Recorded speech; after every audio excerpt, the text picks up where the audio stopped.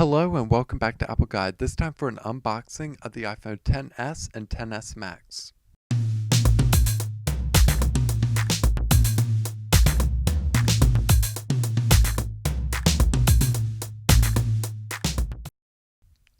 Let's start by opening up the very clean boxes.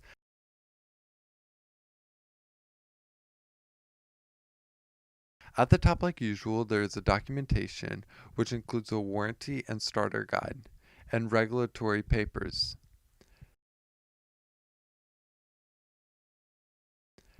Then, the iPhone. Let's put that to the side for now and see what else is in the box. Behind the phone once again is the incredibly slow 5-watt power adapter with USB-A instead of the expected USB-C with 12-watt power adapter. There are also headphones using the Lightning connector. The only thing that is missing is the aux to Lightning adapter. That, if you really want it, you will have to spend $10 for one because it's no longer included in the box. Now that we've gotten everything out of the box, let's dive into the phone. So besides the terrible names, there's a little more to it. Both phones look and feel the same as last year's iPhone X. First, let's talk some specs. The iPhone XS is a smaller phone with a 5.8-inch Super Retina HD display, and the iPhone XS Max will have a 6.5-inch Super Retina HD display. Super Retina HD display is just some fancy talk for Apple's OLED display, which is one of the most beautiful displays on an Apple device. Both displays support HDR, high dynamic range, and 3D touch. Both have two lenses on the back, one telephoto and one wide angle. Both at 12 megapixels, true depth on the front, used both for selfies and Face ID, which both phones also have. The rear camera can shoot 4K video, 24 frames per second, 30 frames per second, or 60 frames per second, or 1080 at 30 frames per second and 60 frames per second, both with stereo sound recording.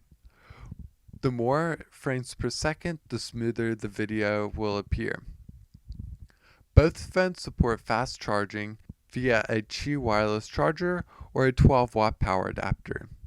The two are sold at the same capacities of 64 gigabytes, 256 gigs, or 512 gigabytes. Both have an IP68 rating, meaning that they can survive a max depth of 2 meters underwater for 30 minutes. Just note that water damage is not covered by the warranty. Both are powered inside by the A12 Bionic chip that Apple claims is up to 15% faster than the A11 Bionic that was released last year. And with a 4-core GPU, Apple says that graphical performance can be up to 50% faster than the A11 Bionic. Apple claims and has demonstrated that with the processing power and the beautiful OLED display, you can play console-level games with your mobile device. The graphical performance will also help with Apple's big jump into augmented reality. Your only port on this device is the Lightning connector. Both of these seem to be nice updates. Stay tuned for a more in-depth review of the iPhone XS. If you have enjoyed this video, hit the thumbs up and subscribe. If you didn't, click the thumbs down to let me know. If you still have any questions, comments, or concerns, talk to me in the comments below. Also follow Apple Guide on Instagram, Twitter, and Facebook at Apple Guide Web to stay up to date with all things happening at Apple Guide.